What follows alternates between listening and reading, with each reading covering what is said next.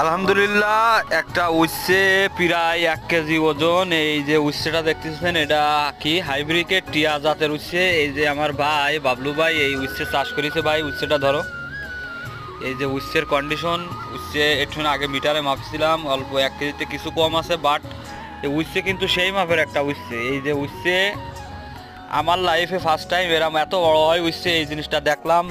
এর আগে পরে কখনো এরকম বড় উচ্ছে দেখা পড়েনি। আর এই যে উচ্ছে এত সুন্দর সুস্বাদু, যেটা না খালি আসলে বোঝা যাবে না। তো যারা নতুন চাষি আছে তাদের জন্য অবশ্যই সাজেশন থাকবে, এই হাইব্রিড টিয়া জাতের এই উচ্ছেটা চাষ করবেন।